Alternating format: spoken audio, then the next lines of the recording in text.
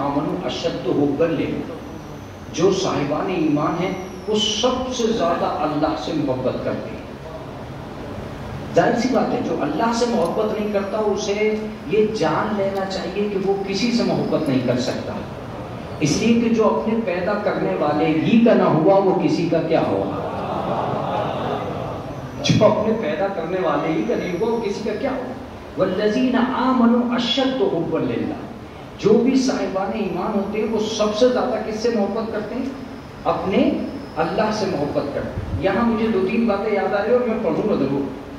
یا ایھا الذین آمنوا لا تلھکم اموالکم واولادکم عن ذکر اللہ ومن یفعل ذلک فاولئک هم الخاسرون۔ اے ایمان لانے والو، تمہارا مال اور تمہاری اولاد تمہیں ذکر الہی سے غافل نہ کر دے۔ جو بھی ایسا کرے گا وہ آخرت میں گھاٹا اٹھانے والوں میں سے ہوگا۔ اس کا مطلب یہ کہ سب سے زیادہ اگر انسان کو کسی سے محبت کرنی چاہیے، انسان کو کسی سے لگاؤ رکھنا چاہیے تو وہ کس سے رکھنا چاہیے؟ اپنے پروردگار سے رکھنا چاہیے۔ میں اس کو اور آگے بڑھا سکتا ہوں۔ ایک آدمی آیا رسول اللہ کے پاس اور رسول اللہ کے پاس آ کے کہتا ہے کہ ما ارى الایمان اوثق من الایمان، یا رسول اللہ سب سے مضبوط پایا ایمان کا کیا ہے؟ رسول اسلام نے کہا تم کیا سمجھتے ہو؟ تم بھی تو بتاؤ کہ مضبوط پایا کون سا ہے؟ یا رسول اللہ نماز، کہ یہ اچھی ہے مگر یہ نہیں۔ کہ یا رسول اللہ روزہ، کہ یہ اچھا ہے مگر یہ نہیں ہے۔ کہ یا رسول اللہ حج، کہ یہ اچھا ہے مگر یہ نہیں ہے۔ کہ یا رسول اللہ زکوٰۃ، کہ یہ اچھی ہے مگر یہ نہیں۔ تو کہ یا رسول اللہ پھر کیا ہے؟ رسول اسلام نے فرمایا اوثق علی الایمان ان تحب الرجل فی اللہ وان تبغض فی اللہ۔ سب سے مضبوط پایا ایمان کا یہ ہے کہ تم کسی بھی شخص سے محبت اللہ کی وجہ سے کرو اور بغاوت اللہ کی وجہ سے کرو۔ کسی بھی شخص سے محبت اس وجہ سے مت کرو کہ وہ کیا ہے، نہیں، اس وجہ سے کرو کہ وہ اللہ کا بندہ ہے، اللہ کا چاہنے والا ہے۔ اسی لیے تو کہا گیا ہے کہ ہر ولی اللہ سے محبت، کیا مطلب ہے؟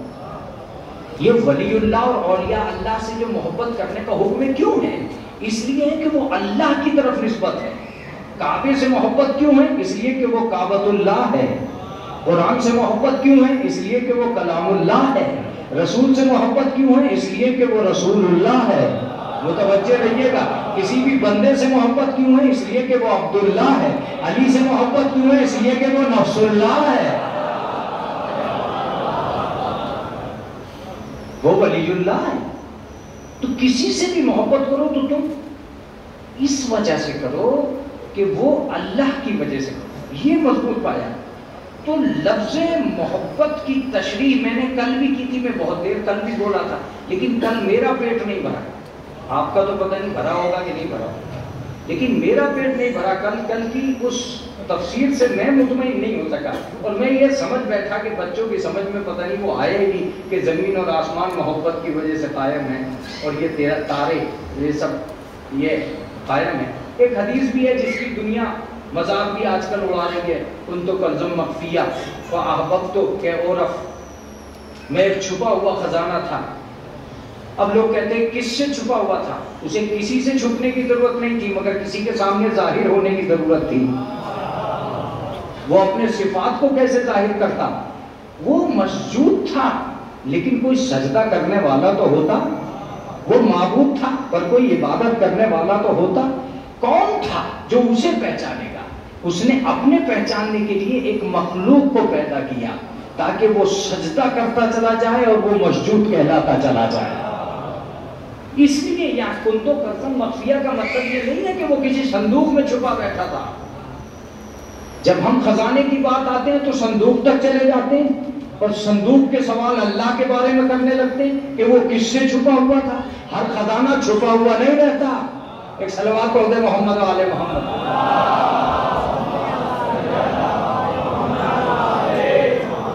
علم کا خزانہ کہاں چھپا ہے؟ کردار کا خزانہ کہاں چھپا ہے؟ اخلاق کا خزانہ کہاں چھپا ہے؟ علم کہاں رہتا ہے؟ انسان کے پیر میں کہ گھٹنے میں؟ کوئی بتا سکے گا؟ زبان پہ رہتا ہے کہ آنکھ میں رہتا ہے؟ ایک آدمی کہتا ہے کہ اگر آنکھ سے نہ دیکھو تو علم آ ہی نہیں سکتا، ایک آدمی کہتا ہے دماغ سے نہ سوچو تو علم آ ہی نہیں سکتا۔ تو جب تمہارے جسم میں پتہ نہیں ہے کہ علم کا خزانہ کہاں چھپا ہے، تو تم کائنات میں سوچ کر رہے ہو کہ اللہ کہاں چھپا ہے۔ ایک صلوات پڑھ دو محمد وعلی محمد۔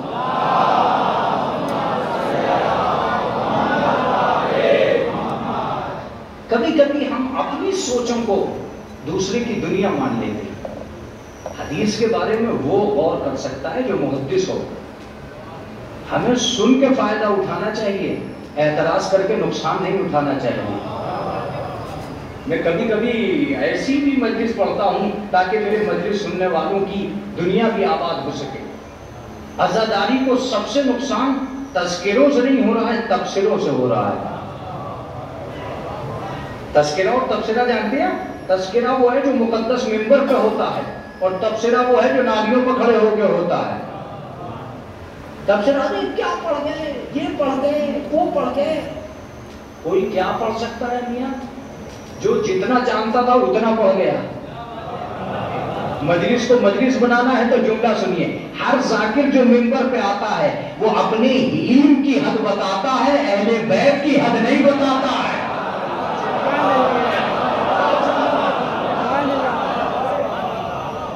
علم کی حد بتانے آتا ہے، اہل بیت کی حد کوئی نہیں بتاتا۔ اہل بیت کے فضائل فضل کے مطابق نہیں پڑھے جا رہے ہیں، عقل کے مطابق پڑھے جا رہے ہیں۔ کاش اردو زندہ ہوتی، فضل کے مطابق نہیں پڑھے جا رہے ہیں، عقل کے مطابق پڑھے جا رہے ہیں۔ جتنا میں جانتا تھا اتنا پڑھ رہا ہوں۔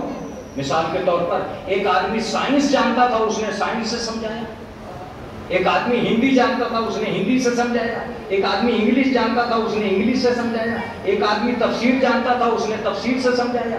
ایک آدمی تاریخ جانتا تھا، اس نے تاریخ سے سمجھایا۔ ایک آدمی کو مناظرہ معلوم تھا، اس نے مناظرے سے سمجھایا۔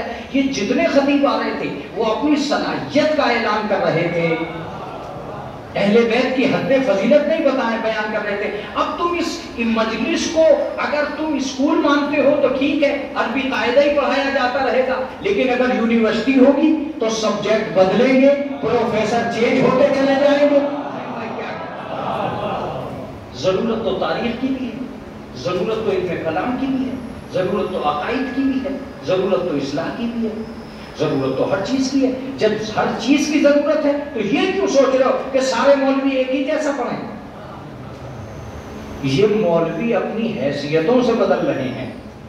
یہ اور بات ہے کہ کلاس مولویوں میں نہیں، یہ تم میں ہے کہ تم اس کی بھی سنتے ہو جو تاریخ جانتا ہے اور اس کی بھی سنتے ہو جو تفسیر جانتا ہے۔ یہ تمہارا کمال ہے کہ تم سب کی سنتے ہو۔ اور اہل بیت اطہار کا کمال یہ ہے کہ اہل بیت اطہار نے مجلسوں کو ایک معیار بنا دیا۔ میں آؤں گا، مجھے یاد دلا دیجیے گا محبت پر۔ مجلسوں کو ایک معیار بنا دیا ہے، اور اہل بیت اطہار کا کمال ہے کہ جھوٹا مولوی بھی ہو کر منبر سے جھوٹ کا پرچار نہیں کر سکتا۔ مجلس پڑھی ہے میں نے اس جملے میں، جھوٹا مولوی بھی ہو کر مجلس سے جھوٹ کا پرچار نہیں کر سکتا۔ کیوں نہیں کر سکتا؟ اس لیے کہ یہ یزید کا منبر نہیں ہے، حسین کا منبر ہے۔ یہ بڑی عجیب و غریب بات ہے، پابندی لگا دی امام حسین نے کہ تم ہمارے منبر سے کبھی بھی، کسی مولوی نے آج تک کہا جھوٹ بہت اچھا کہا، سچ کا ہی پرچار کرے گا ہمیشہ۔ تم سے ایک لفظ اور کہا، تم صحیح صحیح سننا، غلط مت سننا۔ کربلا کے بعد سب سے بڑی طاقت یہ پیدا ہوئی ہے کہ سماعت کو جری بنا دیا ہے حسین نے۔ نہیں، لفظ میں کمزوری رہ گئی، اس لیے کہ میرے بچے اردو کا ساتھ نہیں دے پاتے۔ کربلا سے پہلے اطاعت بھی مجبور تھی، اور کربلا کے بعد سماعت بھی طاقتور ہو گئی۔ میں بتاؤں گا، کربلا سے پہلے جمعے کی نماز بدھ کو ہوئی، کربلا کے بعد نہیں ہوئی۔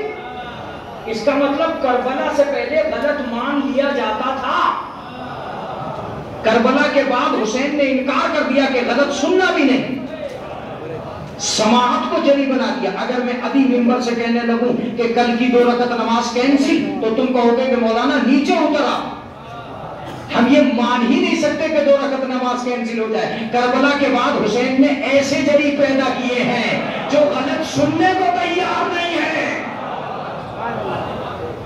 ایسے جری پیدا کیے ہیں جو غلط سننے کو تیار نہیں ہے. لہذا امام حسین علیہ السلام کا کمال تھا کہ انہوں نے سماعت کو جوان کر دیا, انہوں نے افراد کو جوان کر دیا, انہوں نے منبر کو قید کر دیا کہ یہاں سے حق کا پرچار ہوگا, باطل کا پرچار نہیں ہوگا. وہ اور پارٹیاں ہوتی ہیں جو پیسے لگا کے مجمع جمع کرتی ہیں, یہ ایسی پارٹی ہے اور یہ ایسا نظام ہے, یہاں پیسہ لگا کر مجمع نہیں بلایا جاتا, یہ محبت کے نام پہ مجمع جمع ہوتا ہے. اور اب ساری دنیا جانتی ہے کہ دولت کے مجمع میں کتنا ڈسٹرب ہوتا ہے اور محبت کا مجمع کتنا پرسکون ہوتا ہے. اگر تم سننا چاہتے ہو تو مجھ سے 2-4 منٹ سنو. ایک مجلس کا مطلب یہ تھا, اب اگر تم چپ رہ گئے تو میں اس موضوع کو پڑھوں گا ہی نہیں. ایک مجلس کا مطلب یہ تھا کہ سماج کا غرور بے لگام نہ ہو جائے, اس لیے حسین نے مجلس کا انتظام کر دیا. چکا ہوں مجلس, آپ کی اپنی مرضی ہے, آپ کی اپنی مرضی ہے. یہ وہی سماج ہے جو کسی کو اپنے برابر میں نہیں آنے دے رہا تھا. نہ کوئی دولت میں برابر میں آ جائے, نہ کوئی ثروت میں برابر میں آ جائے, نہ کوئی عزت میں برابر میں آ جائے, نہ کوئی کمال میں برابر میں آ جائے. حد ہو گئی کہ علم میں برابر میں نہ آ جائے. مگر حسین نے کہا ہم ایک ایسا گھر بنائیں گے جو جس کے چاہے برابر میں بیٹھ جائے, جو جس کے چاہے برابر میں بیٹھ جائے. یہ تمہارا ماسٹر ہے, اس کے برابر میں بیٹھو. یہ تمہارے مالک ہے, اس کے برابر میں بیٹھو. یہ تمہارے آقا ہے, اس کے برابر میں بیٹھو. یہ بہت بڑے مالدار ہیں, ان کے برابر میں بیٹھو. یہ بہت بڑے پراپرٹی ڈیلر ہیں, ان کے برابر میں بیٹھو. یہاں ان کا غرور بے لگام ہو جائے گا. اور سن, آج اگر یہ تجھے اپنے برابر سے اٹھا دے تو ہمیں حسین نہ کہنا.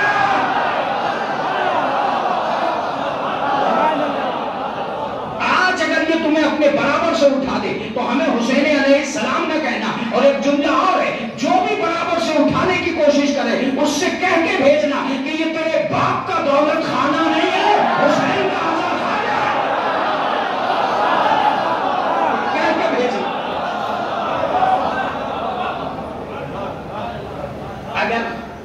اگر سماج ہمارے گھروں میں رہتا تو ہم تو کسی کو برابر میں آنے نہیں دیتے. آنے والوں کا مزاج سنی, آنے والوں کا مزاج یہ ہوتا ہے, ہم سجادہ نشین آ رہے تو کسی کے گھر میں بھی بغیر مسند کی کیوں بیٹھے. ہم مولوی صاحب آ رہے ہیں تو مولوی صاحب کے لیے بھائی اوہو مولوی صاحب ہیں آخر کہاں بٹھانے ہے کہ نہیں ہے. یہ نواب صاحب آ گئے, موڑا ڈھونڈ کر بٹھ رہا ہے آدمی کہ نواب صاحب کو موڑے پہ بٹھاؤ. ماسٹر صاحب آ گئے, ارے بھائی ماسٹر صاحب آ گئے, انہیں کرسی پہ بٹھاؤ. حسین نے کہا جو آئے گا نیچے بیٹھے گا. جو آیا, ماسٹر آیا نیچے, ڈاکٹر آیا نیچے, انجینئر آیا نیچے, مولوی آیا نیچے, عالم آیا نیچے, فاضل آیا نیچے. مولا اس نیچے میں کیا ہے؟ تب 2 ہی جگہ تو نیچے بیٹھ کر اونچا ہوتا ہے, ایک مسندے پر بیٹھ کے, ایک مجلس میں.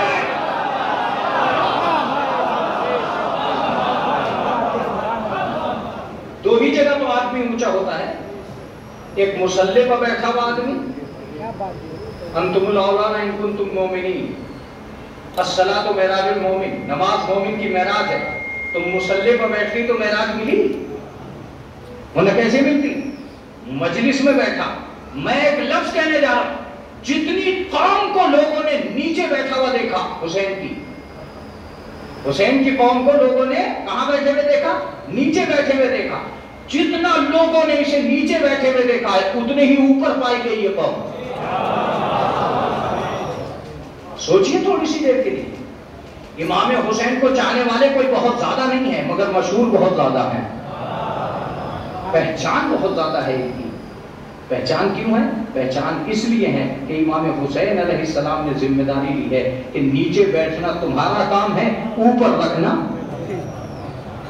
ہمارا کام ہے. تم تو آؤ, آنے کے بعد میں تمہیں احساس ہوگا.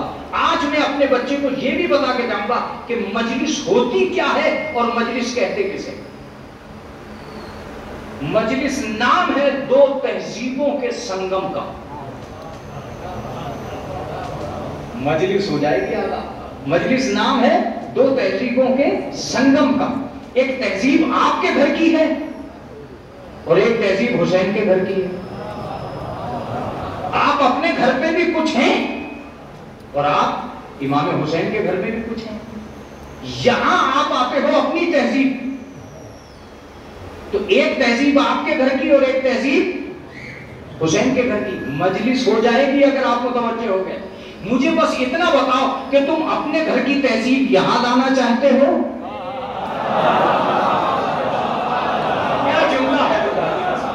یا یہاں کی تہذیب اپنے گھر میں جانا چاہتے ہو؟ جس دن مجھے یہ بتا دیا تم نے, اس دن مجلسیں زبردست مجلسیں ہو جائیں گی. اپنے گھر کی تہذیب یہاں لانا چاہتے ہو یا یہاں کی تہذیب اپنے گھر میں جانا چاہتے ہو؟ جب جب گھروں کی تہذیب یہاں آئے گی فساد ہوگا, اور جب جب یہاں کی تہذیب گھر جائے گی اتحاد ہوگا. کیا بات ہے. تم پہلوان ہو, اپنے گھر میں رہنا. حسین کی مجلس میں پہلوان بن کے مت آنا, ورنہ مجلس اکھاڑا بن جائے گی. تم ڈاکٹر ہو, اپنے گھر میں رہنا. ڈاکٹری اپنے گھر پہ رکھ کے آؤ, مجلس میں ڈاکٹر بن کے مت آ جائے, ورنہ یہ اسپتال بن جائے گا. تم ماسٹر ہو, ماسٹری کو اپنے گھر پہ چھوڑ کے آؤ. جب حسین کے گھر پہ آؤ تو اپنے گھر کا منصب حسین کے گھر مت لانا. دھنیتر ہو اپنے گھر پہ, میر صاحب ہو اپنے گھر پہ, عقل اپنے گھر پہ چھوڑ کے آنا.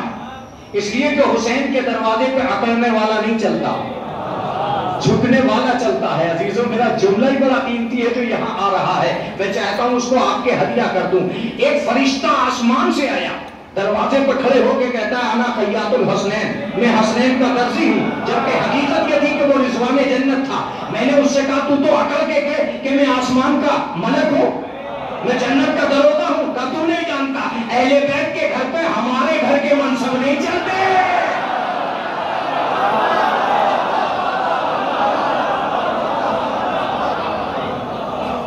یہ اہل بیت کا گھر ہے, یہاں ہمارا منصب نہیں چلے.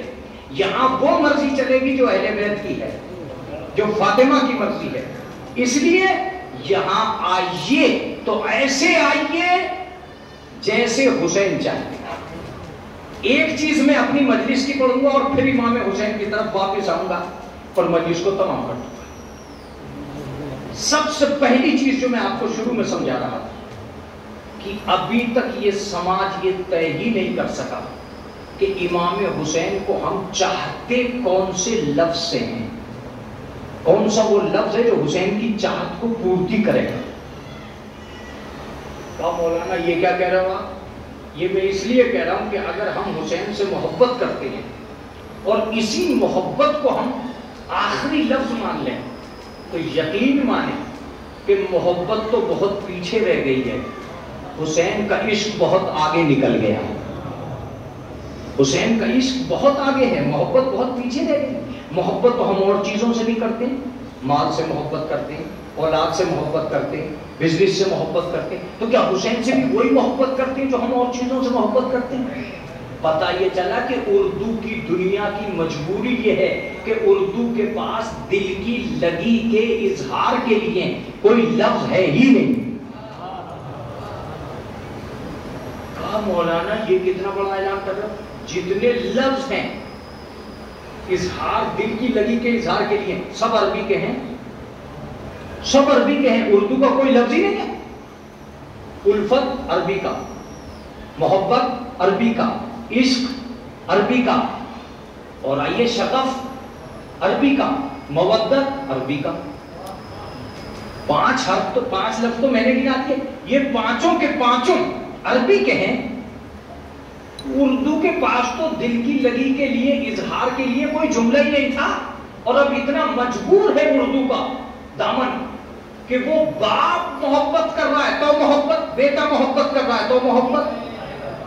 وہی تو کوئی تو فرق ہونا چاہیے اوپر والے میں اور نیچے والے میں. دیکھیے جب تک آپ میرا مقدمہ نہیں سمجھیں گے میری منزل نہیں سمجھیں گے. بھائی کوئی تو فرق ہو. عربی نے کہا ہم بتائیں گے, ہمیں باپ جب بیٹے کو چاہے گا تو مرتبہ اور ہے, بیٹا جب باپ کو چاہے گا تو مرتبہ اور ہے. تو میں نے کہا کیسے؟ کہا باپ جب بیٹے کو چاہے تو اسے شفقت کہتے ہیں, بیٹا جب باپ کو چاہے تو اسے اطاعت کہتے ہیں. کہتے ہیں؟ اب لفظ بدلے تو پتہ چلا کہ یار یہ آدمی جو ہے وہ اوپر سے چاہ رہا ہے اور یہ آدمی نیچے سے چاہ رہا ہے، تو اس کا مطلب یہ کہ کوئی لفظ تو بدلے، مگر ان کا کیا ہے کہ باپ سے بھی محبت، بیوی سے بھی محبت، بیٹی سے بھی محبت، اولاد سے بھی محبت، دنیا سے بھی محبت، تو کوئی فرق تو ہو، ایک ہی لفظ میں سب کو توڑ دیا، محبت میں سارے ترازو میں تل گئے، کوئی لفظ کو بدلو۔ اگر لفظ میں جان ہوتی تو قرآن مودت کا نام نہ لاتا، قرآن مودت کا نام لایا ہی اس لیے تھا کہ کوئی فرق تو ہو محبت اور مودت میں۔ اب میں بات کو تمام کر چکا، میں اس کو تفسیر نہیں کر سکتا کہ محبت کیا ہے اور محبت کیا نہیں ہے، لیکن اس دنیا کے اندر محبت وہ لفظ نہیں ہے جو امام حسین کی عشق کا اظہار کا پتہ دے سکے۔ کہا مولانا دیکھیں کٹھن تو میرے لیے بھی ہے اور کٹھن آپ کے لیے بھی ہے، لیکن اللہ سے ہم دونوں دعا کرتے ہیں کہ جلدی منزل آسان ہو جائے۔ اب جب لفظ کوئی ہے ہی نہیں تو ہم محبت ہی کو معیار مان لیتے ہیں۔ اگر ہم محبت ہی کو معیار مان لیتے تو میں یہ دعوے سے کہتا ہوں کہ ہماری حسین سے محبت سے آگے کی کوئی چیز ہے۔ جو ہم کائنات سے کرتے ہیں وہ ہے محبت، اور جو ہم حسین سے کرتے ہیں وہ ہے مودت۔ اب تشریح کر رہا ہوں جلدی، میں جلدی میں آ گیا، ورنہ تو 15-20 منٹ تو اور نکال دیتا، لیکن میں جلدی میں آ گیا اپنے مجلس کے سناٹے کی وجہ سے۔ متوجہ رہیے گا، جس پر انسان قربان ہو جائے اسے محبت کہتے ہیں، اور جس پر محبت قربان ہو جائے اسے مودت کہتے ہیں۔ کلیئر ہو گئی بات؟ اب اگر کلیئر ہو گئی تو تیار ہو کے بیٹھ جائیے گا۔ آرام سے محبت ہے، اسے مجلس میں لگا دینا مودت ہے۔ متوجہ رہیے گا، اسے مجلس میں لے آنا محبت ہے۔ نیند سے محبت ہے، اسے شب بیداری بنا دینا، ایسے کوئی بیان نہیں کرے گا، اسے شب بیداری بنا دینا مودت ہے۔ مال سے محبت ہے، اسے تبرک میں بانٹ دینا،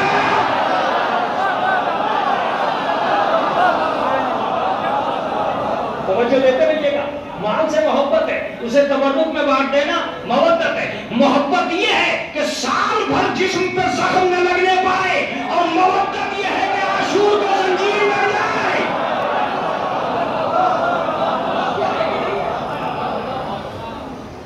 محبت اور مودت کا اگر فرق نہیں ہوتا تو یہ سب کہاں سے آ جاتا؟ چلیے اور تھوڑا سا آگے بڑھ جائیے، آپ 2 قدم آگے بڑھ جائیے، آپ کا اور میرا مسئلہ حل ہو جائے گا۔ ہماری محبت یہ ہوتی ہے کہ سال بھر ہمارا بچہ بھوکا نہ رہے، اور وہی محبت عشرے کے دن کہتی ہے فاقہ رکھو۔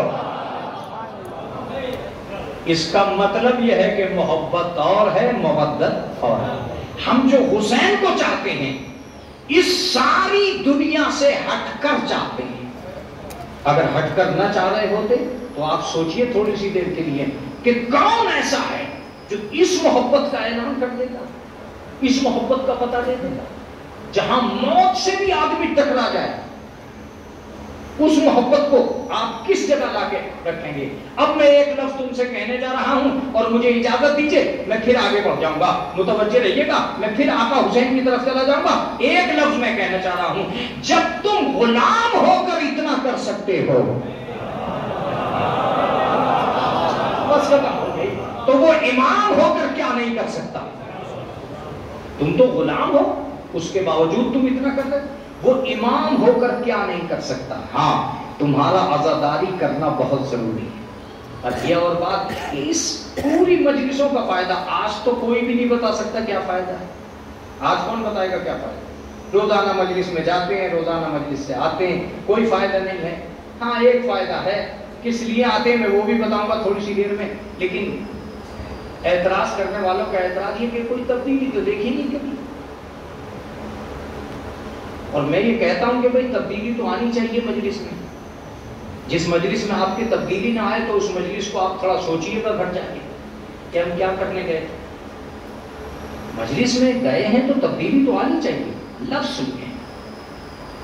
یہی اعتراض ایک پان کی دکان والا بھی کرتا تھا، جو کالج کے باہر پان لگاتا تھا، اسٹوڈنٹس پر، کالج والوں پر اعتراض کرتا تھا، ہمیں روز چپلیں پٹھاتے پھر رہے، کچھ کام کرو، پیسے کماؤ، کیا کالج میں روز جاتے ہو روز آتے ہو؟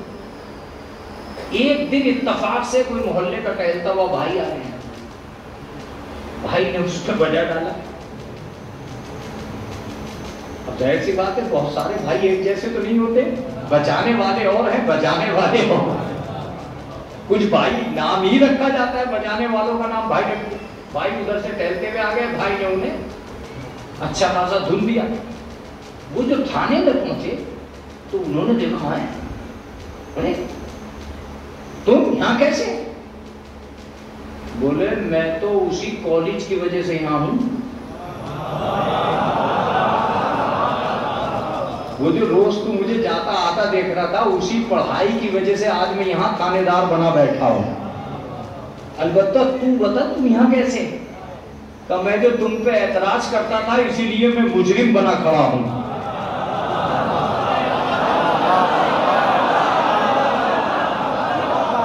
آج تو ہم کسی سے کچھ کہہ ہی نہیں سکتے کہ کیا تھا کیا نہیں تھا. یہ تو ہم کل محشر میں بتائیں گے، جب لوگ جنت میں بیٹھا ہوا دیکھ کے کہیں گے تم یہاں کیسے؟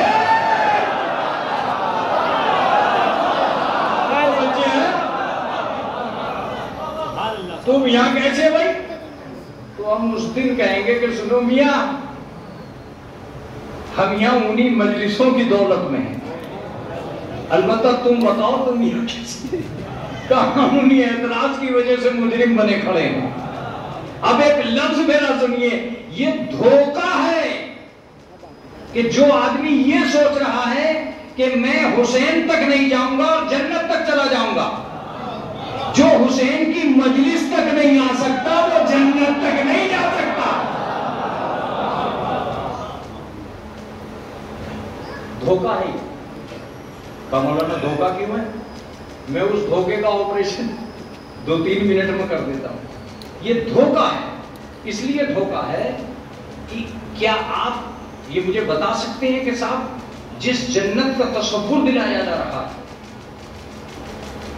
جو دوسروں کی زندگی کو جہنم بنائے دے رہی ہے، کیا اس میں جنت ہے؟ کہیں سے کہیں تک اس تصور میں جنت ہے؟ یہی دھوکہ دیا جاتا ہے کہ تم مسلمان ہو گئے اور جنت مل گئی. اگر میری بات پہنچی تو پڑھوں گا ورنہ نہیں پڑھوں گا. ابھی بہت ساری جگہیں مجھے پڑھنے کے لیے، آپ کو گہرا ہونا پڑے گا مجھے سننے کے لیے. متوجہ رہیے گا، پورا قرآن پڑھ جائیے. یہ مسلمانوں کو دھوکہ دیا جا رہا ہے کہ تمہیں مسلمان ہوتے ہی جنت مل جائے گی. مسلمان جنت تک پہنچنے کے لیے پہلا زینہ ہے، آخری زینہ نہیں ہے. میں کاش اپنے بچوں کو سمجھا دیتا. کالج میں داخل ہوتے ہی ڈگری نہیں ملے گی. اسلام تو کالج میں داخلے کا نام ہے. اگر مسلمان ہو چکے تو مومن کب بنو گے؟ مومن ہو چکے تو زاہد کب بنو گے؟ زاہد ہو چکے تو متقی کب بنو گے؟ متقی ہو گئے تو عارف کب بنو گے؟ عارف ہو گئے ہو تو کامل کب بنو گے؟ تم پہلے ہی سینے میں کہہ رہے ہو ہم سب کچھ ہو گئے، وردی پہنتے ہی پینشن مانگ رہے ہو.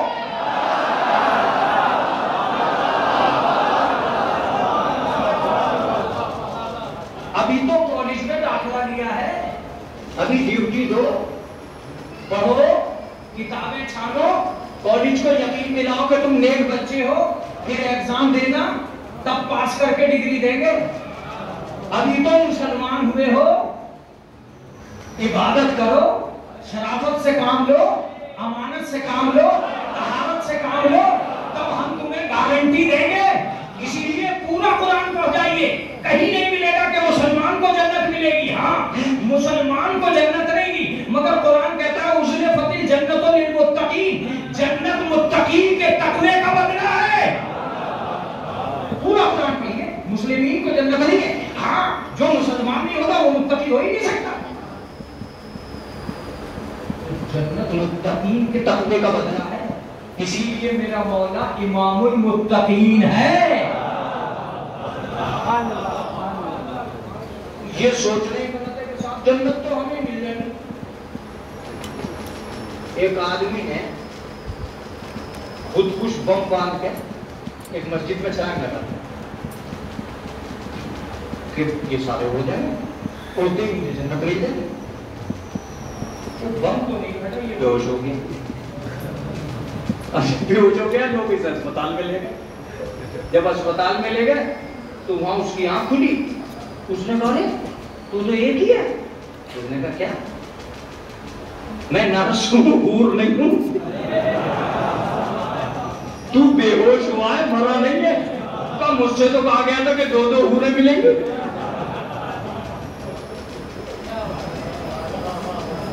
یہ ہے وہ جنت جس کی تلاش میں دوسروں کی زندگی جہنم ہوئی پڑی ہے.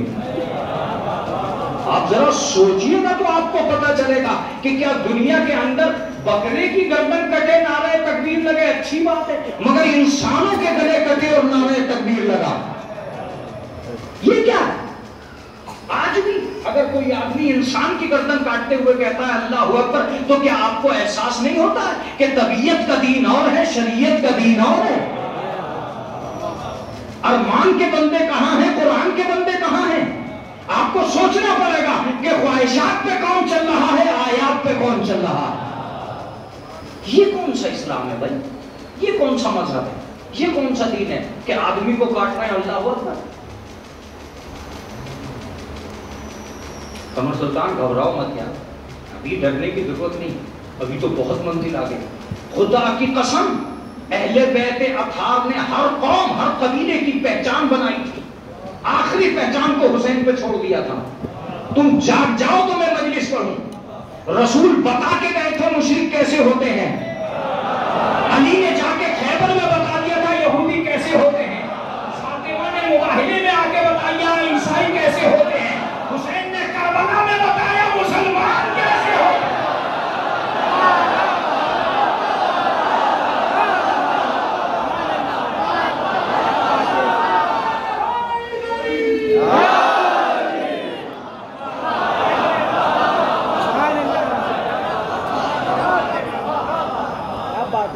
آخری فیصلہ تھا امام حسین. ہمیں تو پتہ ہی نہیں چلتا، پتہ ہی نہ چلتا کہ حقیقت کیا ہے. حقیقت کو امام حسین پر چھوڑ دیا گیا کہ اس حقیقت کو اجاگر کرنا ہے. آپ کو یہ دنیا سمجھ ہی نہیں پاتی، اور آج بھی نہیں سمجھتے. آج بھی سوچو، انہوں نے اتنے کارنامے کیے ہیں کہ لوگ اسلام کو بھول کر مسلمان کے چہرے کو اسلام کہنے لگے. آپ ذرا سوچئے، اگر اسلام بہت اچھے مذہب کا نام ہے تو یہ آتنکوادی کہاں سے کہہ لے؟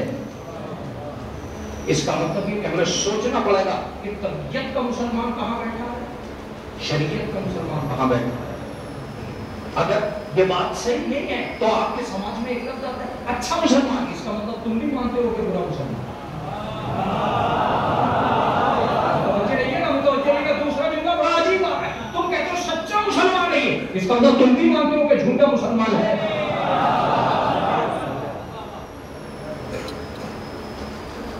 پہچاننی مشکل ہو گئی، پہچاننی مشکل ہو گئی. میں کیا کروں، بار میری طبیعت ادھر ہو جاتی ہے. حالانکہ میرا موضوع بہت آگے کا موضوع ہے، لیکن میری بار بار طبیعت جاتی ہے. معاف کیجیے گا، امام حسین علیہ السلام نے اپنے آپ کو پہچانوانے کے لیے کربلا نہیں بنائی.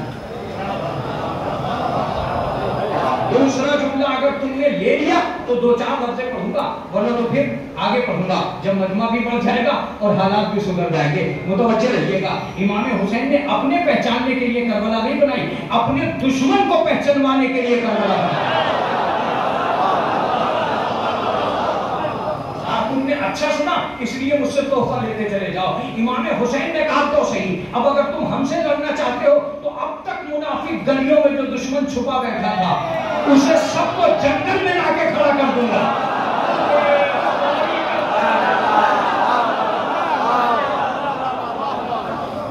اب تک مکے اور مدینے کے منافق گلیوں میں جو دشمن چھپا بیٹھا تھا اسے بے نقاب کرنے کے لیے حسین نے کہا اب گلیوں میں جنگ ہوگی نہیں، اب گٹھلیاں ملیں گی نہیں، اب منافق کی گلیاں نقاب ڈالے گی نہیں، اب ایک ایک دشمن پہچانا جائے گا. اب تک یہ کہہ رہے تھے شہر کون لایا، کس نے پلایا، کہاں سے آیا، دروازہ کس نے جلایا، کس نے گرایا، کس نے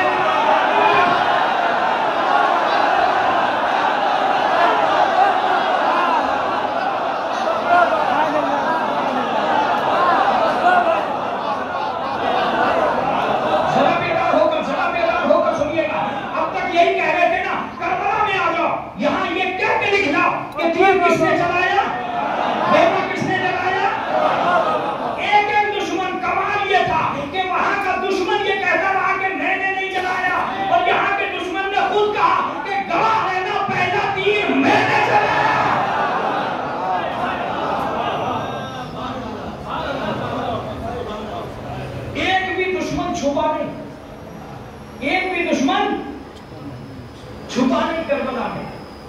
تیر کس نے چلایا، تلوار کس نے چلائی، سینام کس نے لگائی، ساری باتیں سن رہے ہو نا؟ خیمے کس نے جلائے، ایک بھی دشمن چھپا نہیں۔ حسین نے اس طرح دشمنوں کی فہرست مرتب کی تھی کہ اگر اتنی فہرست اچھی فہرست نہ بناتے تو اتنی جلدی مختار انتقام نہ لیتے۔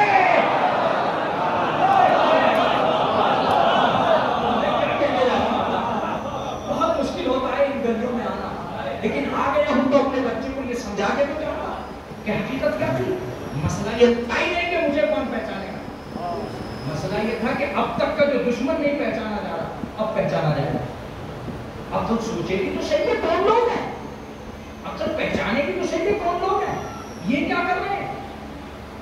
لہذا امام حسین کی ہمت کو داد دیجیے گا، ایک ایک دشمن پہچانا ہے۔ یہاں ایک شعر مجھے ستا رہا، میں اس کو سنائے دے رہا ہوں، پھر اس کے بعد آپ کی مرضی ہوگی۔ ایک سلوات پڑھ لیجیے محمد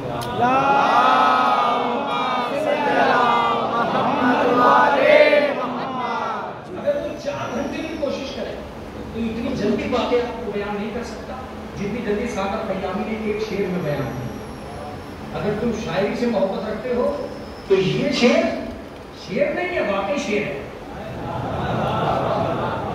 یہ شعر ہی نہیں ہے، واقعی شعر ہے۔ سنیں، دریا سمٹ کے پاؤں کے چھالوں میں آ گئے۔ دوسرے شعر کے بعد مجلس گونجتی رہ جائے گی۔ دریا سمٹ کے پاؤں کے چھالوں میں آ گئے، خیمے جلے تو لوگ اجالوں میں آئے۔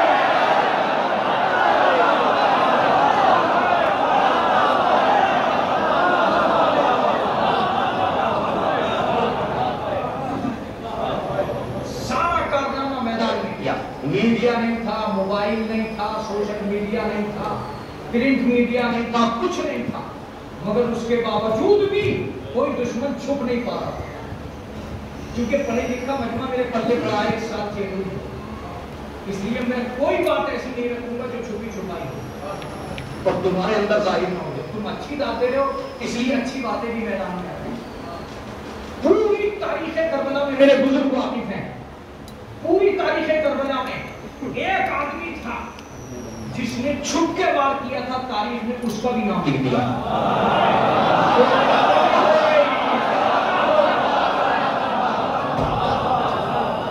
خدا کی قسم تمہیں اللہ سلامت رکھے۔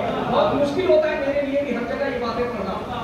میں بتاتا ہوں کون لکھا ہے تاریخ میں کہ ایک آدمی تھا حکیم ابن طفیل یا حسین ابن طفیل، اس میں اختلاف ہے، کبھی کبھی نام پہ بھی موجود پکڑ لیتے ہیں۔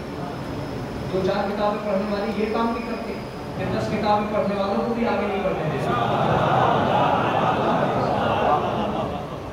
ایک آدمی نے یہ ایک مولوی بیچارے کو پریشان کر کے مجلس ہی نہیں پڑھ پایا، اس نے کہیں مختار نامے میں دیکھ لیا تھا کہ وہ ایسے کر کے ہاتھ بند کی طرح، اس مولوی نے پڑھ کیا کہ وہ پیچھے ہاتھ مانگے، بولا مولانا یہ بتاؤ کہ پیچھے ہاتھ بندے تھے کہ آگے ہاتھ بندے تھے؟ بیچارہ پھر مجلس ہی نہیں پڑھ پایا بھائی، کیونکہ اس کو مجھ سے تو نکل گیا تھا کہ پیچھے ہاتھ بندے۔ اس نے مجھے فون کیا کہ خبر سلطان بھائی یہ تو بہت پریشان کر رہا تھا۔ میں نے کہا وہ 4 کتابیں پڑھے ہوئے ہیں، مختار نامہ لکھے ہیں، اس سے میری طرف سے ایک جملہ کہہ دے کہ مختار نامے میں غلط ہے، اب بتا تو صحیح کہاں ہے۔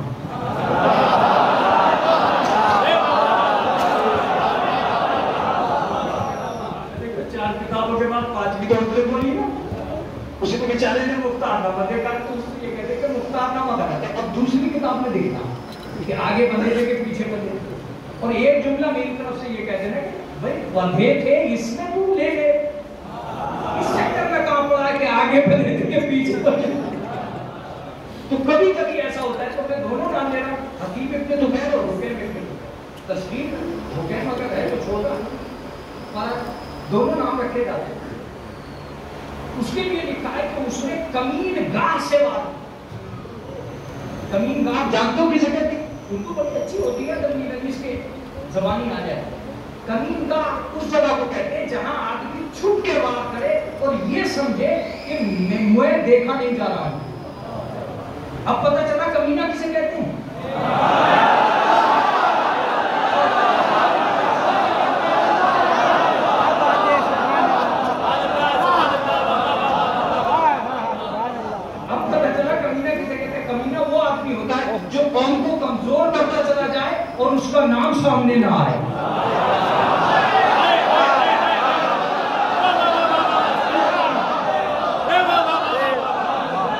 کیا بات ہے، سبحان اللہ. وہی آدمی کمینہ ہوتا ہے، جو چھپ جائے وہ تو کمینہ ہے. تو وہ کمین گاہ سے وار کرا تھا. تاریخ نے اس کا بھی نام نہیں کیا کہ وہ حکیم ابن طفیل ہے جس نے حضرت عباس کا بازو کاٹا تھا چھپ کے. تو اس کا مطلب یہ کہ کربلا وہ جگہ ہے جہاں کوئی کمینہ بھی نہیں چھپ سکا.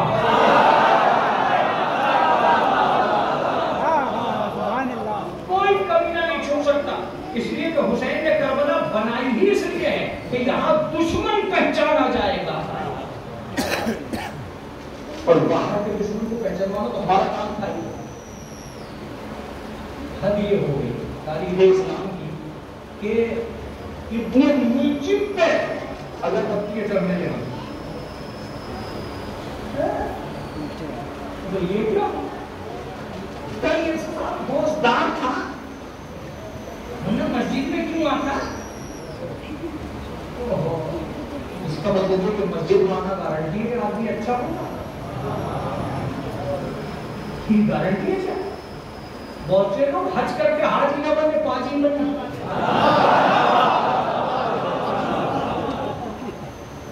اسلام اگر کسی ایک چیز کا نام ہوتا تو ہر آدمی مسلمان ہو جاتا، لیکن ہر آدمی کا مسلمان ہونا بہت مشکل تھا. یہاں ایک بہت عمدہ بات آ رہی ہے، اگر آپ نے میرا ساتھ دے دیا تو تاریخ کا وہ ورق سامنے آئے گا جو ورق کبھی آپ تک پہنچ ہی نہیں سکتا، لیکن آج آ گیا ہے تو میں کیسے بات ہوں. ایک آدمی اور تھا جس کے چہرے کو نقاب تھی، متوجہ رکھیے چہرے کو نقاب تھی. جب وہ امام حسین کے پاس پہنچا ہے آخری وقت میں، تو یہ تاریخ ہے، میں آپ کو بتا رہا ہوں. امام حسین نے کہا ذرا چہرے سے نقاب تو ہٹا. سوال یہ پیدا ہوتا ہے کہ وہ حسین جو نسلوں کو پہچانتا ہے، وہ اس آدمی سے کیوں کہہ رہے ہیں کہ چہرے سے نقاب کو ہٹا؟ میرے مولا آپ اس آدمی کو نہیں پہچانتے ہیں کیا؟ جو دیوار کے پیچھے کا جانتے ہو، جو محشر تک کی باتیں جانتے ہو، جو نسلوں کی باتیں جانتے ہو، جن کی تلوار نسلوں کو دیکھ کے چلتی ہو، وہ یہ کہہ رہے ہیں کہ ذرا چہرے سے نقاب تو ہٹا. کہا میں اس لیے نہیں کہہ رہا ہوں کہ میں نہیں جانتا، میں تو جانتا ہوں کہ یہ کون ہے. تاریخ بھی پہچان لے یہ کون ہے. جب اس نے چہرے سے نقاب اٹھائی تو میرے مولا نے کہا قد صدقت جدی رسول اللہ، میرے جد رسول اللہ نے سچ کہا تھا کہ جو مجھے قتل کرے گا وہ مخلوص ہو. خوشی میں اتنے ذل جوشن توجہ ہوئے. آج بہت اچھی بات ہے، امید خدا کی قسم کی محبت کی تمنا سے ہو گئی، ورنہ میں تو سوچ رہا تھا کہ یار وہی اچھال کود والی میں سے پڑھتا رہوں گا اور اسی میں کام کرتا رہے گا، لیکن میں ادھر کو چلا آیا اور بڑی اچھی بات ہے آپ سے کروں. تو بچے رہیے گا، بہت مشکل کام تھا. دیکھیے کافر کو پہچانوانا بہت آسان تھا. آج ایک لفظ کا جواب دے جائیے اور مجلس کو تمام کر دیجیے. کل بھی میں نے جو سنا تھا وہ کی آج کی بات کرا، ایک بات کا جواب دے جائیے اور بات کو تمام کر دیجیے. کیا مباہدے کا میدان اس لیے ہوا تھا کہ یہ ثابت کر دیا جائے کہ پیغمبر سچے ہیں؟ اگر یہی کام کرنا تھا تو کیا آپ کو یقین نہیں ہے کہ اکیلے رسول جاتے تو اپنے کو سچا منوا کے نہ آتے؟ میں کہتا ہوں کہ میں بہت شارٹ کر کے پڑھتا ہوں کہ آپ کو یقین نہیں ہے کہ تنہا رسول جاتے تو سچا منوا کے نہ آتے؟ نہیں، تنہا رسول کی بات ہی نہیں تھی. رسول اس لیے اپنے پریوار کو نکلے تھے لے کر کہ دنیا کو پتا چل سکے کہ خالی میں ہی سچا نہیں ہوں.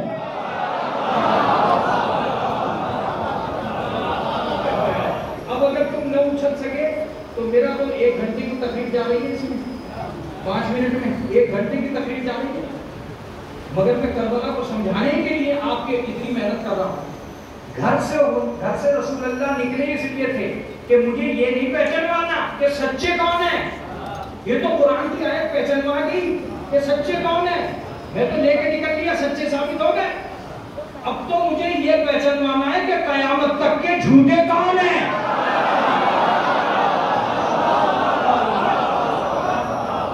اب جملہ مسلسل سنیے. میں نے کہا یا رسول اللہ کیسے کا جو آج میرے مقابلے پہ آ جائے وہ جھوٹا، جو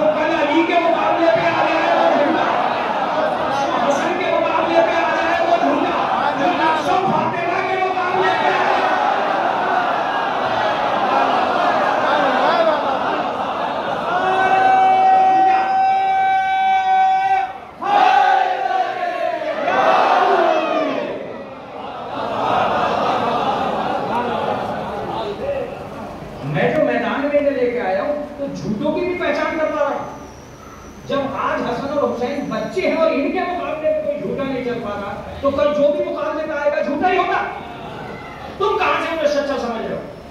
آج اگر ذاکر نائک بہت زیادہ یزید کا بھتیجا بن بھی جائے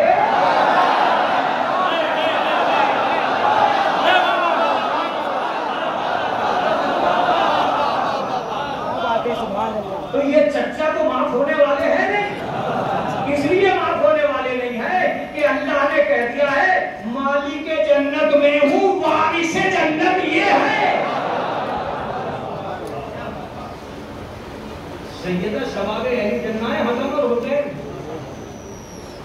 تو جو ساری دنیا معافی کے چکر میں پڑی ہوئی ہے یزید کے کہ یزید معاف ہو جا اور یزید کی آڑ میں خود بھی گنہگار ہو کے سرداری کر رہے ہیں. خدا کی قسم اگر کل کے معاشرے نے یزید جیسے برے کو نہ مانا ہوتا تو آج کوئی بھی برا کسی مسجد میں نہ ہوتا. یہ تو طبیعت یزید سے بھی کسی نے پوچھ لیا تھا کہ کیا تجھے یقین ہے کہ لوگ تجھے بلی کو مان لیں گے؟ مان لیں گے اس لیے کہ مجھے بھروسہ ہے اسلام کے بھیس میں جھوٹے بہت ہیں.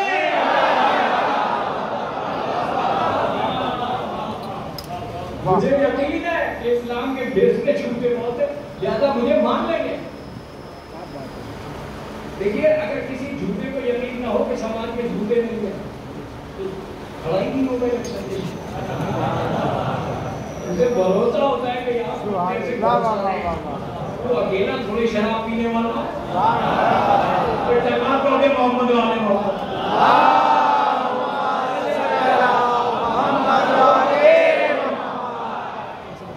5 کے مقابلے جو بھی کھڑے تھے وہ جھوٹے تھے کہ نہیں تھے. ایک بات مجلسی سن لیجیے وہ کیا ہے صاحب وہ یہ ہے کہ جب میدان مباہلہ میں اہل بیت نے کسی جھوٹے کو گلے نہیں لگایا سن کے جائیں گے اور اس میں داد بھی تو میں بندوں ہے اپنے مطلب کی تو داد دے رہے میرے مطلب کی تو داد نہیں دے رہے. جب میدان مباہلہ میں اہل بیت نے کسی جھوٹے کو گلے نہیں لگایا تو کیا ضروری ہے کہ محشر میں کسی جھوٹے کو گلے لگائے؟ لہذا تم بھی سوچ سمجھ کے چلو. جب یہاں کے جھوٹوں کو نہ بخشا تم محشر میں تم جھوٹ بول کے چاہو گے کہ ہمیں گلے لگا دیں تو وہ صاف نہیں کہہ دیں گے تم سے اچھے تو وہی تھے. وہ ہمارے قریب کے تو تھے تم تو بہت دور کے ہو.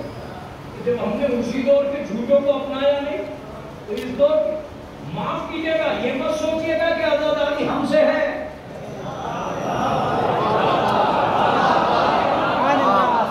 یہ مت سوچیے گا کہ عزاداری ہم سے ہے. جب حسین کربلا بنانے کے لیے بھیڑ نہیں ڈھونڈتا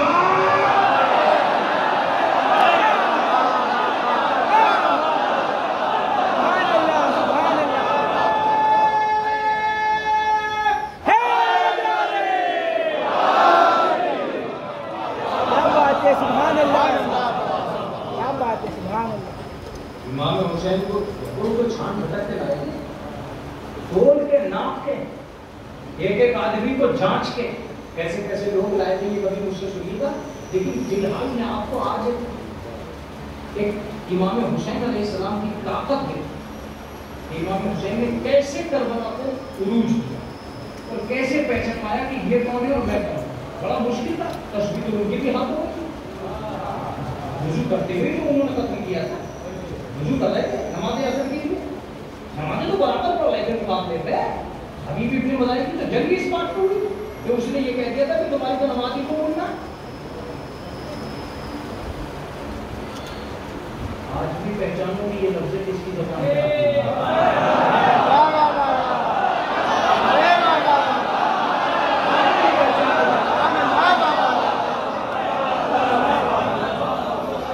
پتا ہے حبیب ابن مظاہر نے کیا کہا تھا؟ حبیب ابن مظاہر نے کہا تھا کمبا نبی کے نواسے کی تو نماز قبول تھا اور تیری قبول ہے. یہ کہہ کے آگے بڑھ گئے اور آگے بڑھنے کے بعد میں کسی نے کہا کہ ارے حبیب نماز نہیں پڑھو گے کیا؟ کہ آپ نبی کے ساتھ پڑھیں گے. حبیب کیا کہنا چاہ رہے ہو کہ اگر آدمی اہل بیت کے ساتھ ہے تو یہاں بھی جنت میں ہے وہاں بھی جنت. اب میں آپ کو ایک تجزیہ دیتا ہوں. ابھی پچھلے جو مولانا آئے تھے انہوں نے کہا 30,000 خیموں کے باہر تھے, اور میں کہہ رہا ہوں کہ 35,000 خیموں کے باہر تھے. چلو 5,000 کو برداشت کر لو, اس لیے کہ یزید کے کتنے حمایتی آئے تھے یہ تو تاریخی واقعات نہیں ہے. حسین کے کتنے دشمن تھے یہ فہرست ہے. یزید کے حمایتیوں کی کوئی فہرست نہیں, مگر حسین کے کتنے دشمن تھے یہ فہرست ہے. حسین نے اپنے دشمنوں کی بھی فہرست بنائی, اور حسین کا تو 6 مہینے کا بچہ بھی نہیں بولا ہے. تو اس کا مطلب یہ ہے چلو 30,000 یا 35,000 ہوتے جو خیموں کے باہر پڑے, 35,000 یہ طے کریں گے کہ 72 کو کتنی دیر میں مارنا ہے, یا 72 یہ طے کریں گے کہ ہمیں کتنی دیر میں مرنا ہے. کیا تم بیدار تو ہو؟ تھک تو نہیں ہے, وقت ٹہل تو نہیں ہے.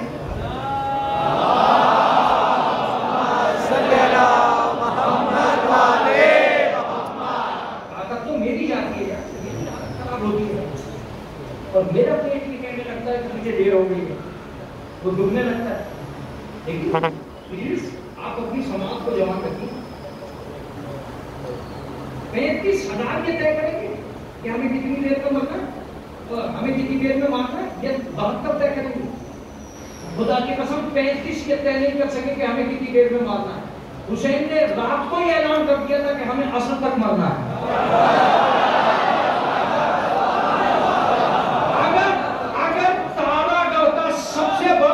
سب سے بڑا جملہ اور سب سے بڑی تاریخ نہ بنی آج کی مجلس میں تو میرا آنا بیکار, تمہارا سننا بیکار.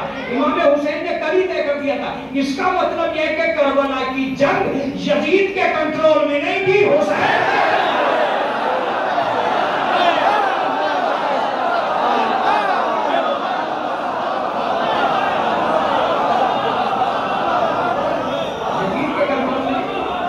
حسین کے کنٹرول میں.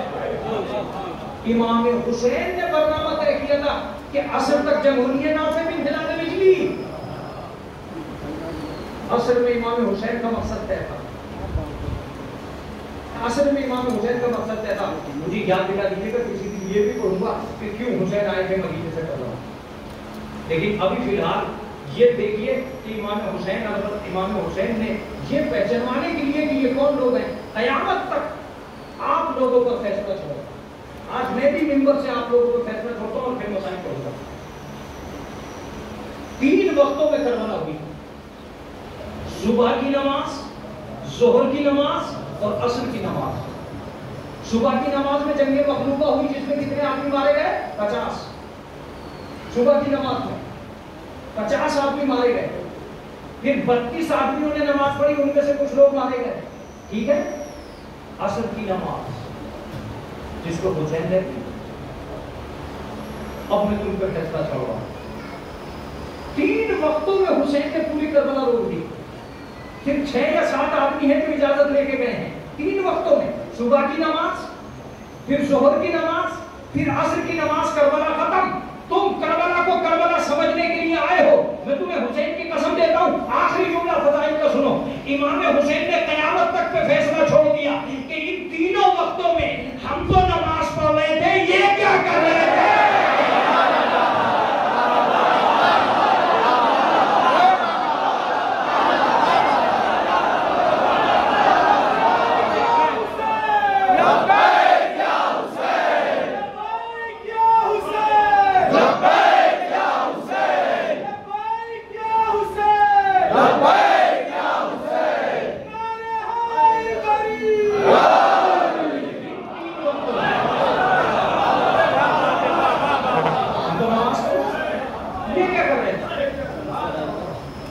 ظہر کا وقت آیا, سعید اور زہیر دونوں آدمی آگے بڑھے اور آگے بڑھ کے کہتے ہیں کہ مولا یہ اول وقت نماز پڑھ رہے ہیں.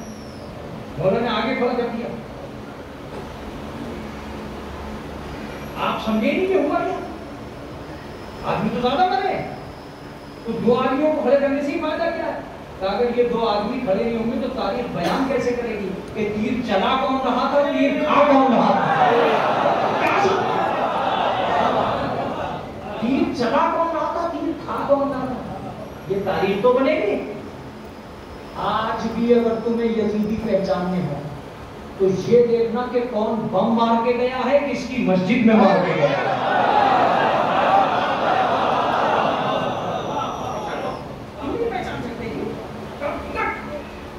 اسلام کی نقاب پہن کے انسان مسلمانوں کا دشمن بنا رہے ہیں. تب تک بھیڑیے کی کھال میں شیر کی کھال میں بھیڑیے گھسے رہیں گے. یہ مسلمان نہیں ہے, یہ مسلمانوں کی بدنامی کا سبب ہے. ہاتھوں میں بم لیے کھڑے اور مسجد میں پھاڑ رہے. عالم اسلام میں اس وقت اگر 10 ملکوں میں جنگ ہو رہی ہے تو کم سے کم 8 ملک ایسے ہیں جن میں مسلمان ہی کو مار رہا ہے. کیوں مار رہا ہے؟ تم مجھ سے 10 کا پکاؤ کیوں مار رہا ہے؟ میں یہ کہتا ہوں یہ اس وقت پوچھتے کربلا میں کہ کیوں مار رہا ہے مسلمان, مگر جب تم نے کل پوچھا تو اب بھول تو کل ہی پوچھ رہے تھے کہ تو مسلمان ہے تو مسلمان کو کیوں مار رہا ہے. آج پوچھ رہے مسلمان کو کیوں مار رہا ہے. آج پوچھ رہے تھے کیا پڑھا. عبداللہ ابن عمر سے جا کے فتویٰ پوچھا تیرے کپڑے تو مچھر کا خون لے دیا ہے میں اس پر کیا پڑھوں. عبداللہ کو غصہ آ گیا. دنیا کا کم وقت ہے شام سے آیا یہ پوچھ رہا ہے کہ مچھر کے خون میں نماز ہوگی نا. کل حسین کا خون بہایا تو نہیں پوچھا.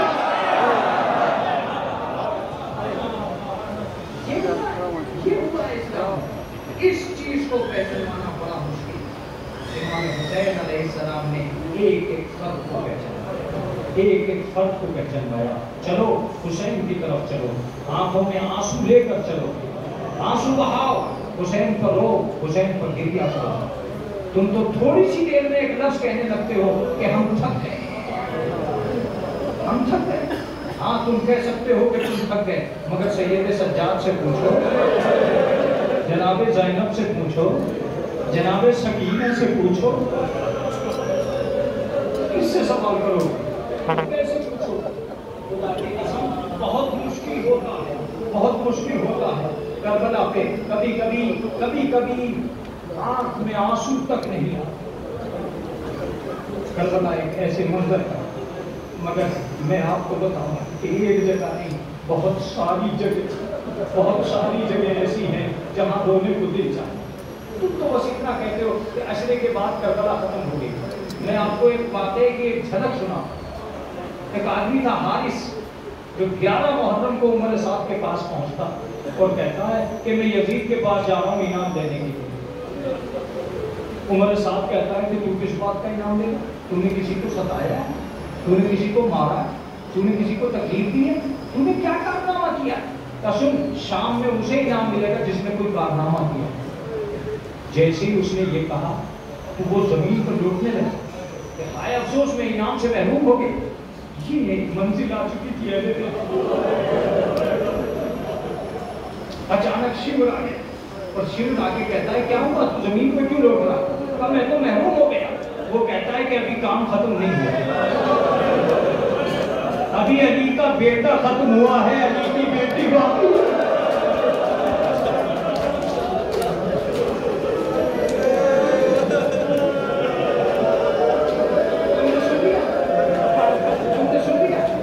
ابھی علی کا بیٹا ختم ہوا ہے, علی کی بیٹی باقی ہے. تو اگر چاہتے ہو کہ تم سے کوئی کارنامہ انجام پا جائے تو میں تجھے ڈیوٹی دیتا ہوں. شیور آیا, ایک تازیانہ دے کے اسے کہا کہ یہ تازیانہ پکڑو. اس نے تازیانہ پکڑا. کہا وہ دیکھو عورتوں میں وہ عورت دیکھ رہے تھے, اس کا نام زینب بنت علی ہے. اس کے بعد اگر میں ممبر سے اتر بھی جاؤں تو کم نہیں ہوگا. کہا وہ دیکھو وہ زینب بنت علی ہے. کہا ہے, کہا تمہاری ڈیوٹی یہ ہے کہ تم اس پہ نگاہ رکھنا اور یہ یہاں سے شام تک سونے نہ پائے.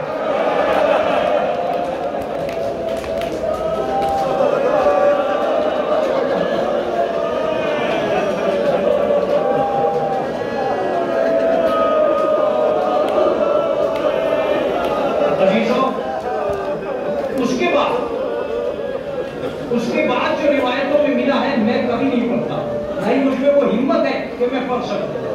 میں نے اس چیز کو نہ پڑھ کر ایک طریقہ نکالا ہے, وہ میں آپ تک پہنچا رہا ہوں. روایت یہ بتاتی ہے کہ تاریخ نے انکار کر دیا ہے کہ کتنی جگہ اس نے زینب کو سونے نہیں دیا. کتنی جگہ ایسی آئی جہاں جناب زینب کو اس حارث نے سونے نہیں دیا. یہ ایک ایسا دور چل رہا ہے جس دور میں اہل بیت اطہار کا قیامت گزری. ایک بہت مشہور واقعہ، میں کبھی بھی مسائل میں ادھر ادھر نہیں جاتا، میں احساس کو جگا کر مسائل پڑھتا ہوں. ایک بہت مشہور واقعہ بیان کیا جاتا ہے کہ جب یزید کے دربار میں یہ قافلہ پہنچا تو ایک مرتبہ یزید کہتا ہے کہ تعارف کرایا جائے کہ یہ کون لوگ ہیں. روایت بتاتی ہے کہ جب تعارف ہوتے ہوتے جناب زینب تک پہنچا تو اس نے کہا کہ کیا یہ زینب بنت علی ہے؟ کہا ہاں حاکم یہی زینب بنت علی ہے. کہا اسے سامنے لایا، میں اس سے گفتگو کرنا چاہتا ہوں. میں نے سنا ہے کہ یہ بڑی بلیغہ ہے. اور یہ کہہ کے ایک مرتبہ جیسے ہی اس نے کہا کہ میں گفتگو کرنا چاہتا ہوں تو سارے اسیروں نے ایک زبان ہو کر کہا کہ بدبخت کیا تو علی کی بیٹی سے کلام نبی کی نواسی سے کلام کرے گا؟ کہا کہ میں نبی کی نواسی سے کلام کرنا چاہتا ہوں. اور ایک مرتبہ کہا اسے سامنے لایا جائے. روایت بتاتی ہے کہ ساری بیویاں جناب زینب کے سامنے کھڑی ہو گئی. یزید شمر سے کہتا ہے کہ شمر ان بیویوں کو ہٹاؤ. آپ جانتے ہو ہٹانے کا طریقہ کیا تھا؟ ہٹانے کا یہ طریقہ تھا کہ پہلا کوڑا جناب کلثوم کے اور جناب کلثوم بے ہوش ہو گئی. دوسرا کوڑا جناب لبا پر تو جناب عباس کی اہلیہ جس بیوی کے کوڑا لگتا تھا، جس بیوی کے تازیانہ لگتا تھا، وہ بیوی بے ہوش ہو کے زمین پہ گر جاتی. روایت لکھتی ہے کہ ایک مرتبہ ایک آخری بیوی بچی ضعیفہ جناب فضہ. جناب فضہ جناب زینب کو گھیر کر کھڑی ہو گئی اور آواز دی اے ظالم، جب تک فضہ موجود ہے تو زینب سے ہم کلام نہیں ہو سکتے. روایت بتاتی ہے کہ ایک مرتبہ شمر نے تازیانے کو ہوا میں لہرایا. تازیانے کا ہوا میں لہرانا تھا کہ اچانک جناب فضہ نے یزید کے پیچھے بیٹھے ہوئے حبشیوں کی طرف دیکھا اور دیکھ کے کہا کہ تمہاری قوم کی بیٹی کے تازیانہ مانا جا رہا ہے. روایت یہ بتاتی ہے کہ 400 کرسی نشین حبشی ایک مرتبہ سامنے آ گئے شمر کے اور شمر کا تازیانہ روک کے کہا رک جا، جب تک یہ ثابت نہیں ہوتا کہ یہ ہمارے قبیلے کی ہے یا نہیں تو تازیانہ نہیں مار سکتا. بس ایک مرتبہ سارے حبشی کہتے ہیں کہ تمہیں ثابت کرنا ہوگا کہ تم ہمارے قبیلے کی ہو یا نہیں. روایت بتاتی ہے کہ جناب فضہ نے اپنی زبان میں کلام کرنا شروع کر دیا اور اپنے ابا کی جیب سے ایک چیز نکالی، اس کو دکھلایا. اس کا دکھلانا تھا کہ وہ نشان تھا ان کے بادشاہ کا. بس ایک مرتبہ سب کے سب قدموں میں گر پڑے اور قدموں میں گر کے اب جو اٹھے تو اٹھنے کے بعد یزید کی طرف دیکھ کے کہا یزید اگر ایک تازیانہ بھی لگ گیا تو دربار میں خون کی ندیاں بہہ جائے گی. عزیزو اتنا کہنا تھا کہ جناب زینب زمین پر بیٹھ گئی. آواز دی اے بابا، اے علی مرتضیٰ، ارے فضہ کے پہچاننے والے آ گئے. مگر حال رسول کی بیٹی، علی کی لاڈلی، مسلمانوں کا مجمع، کلمہ گویوں کی بھیڑ، کوئی پہچاننے والا نہیں ہے. بابا زینب تھک گئی.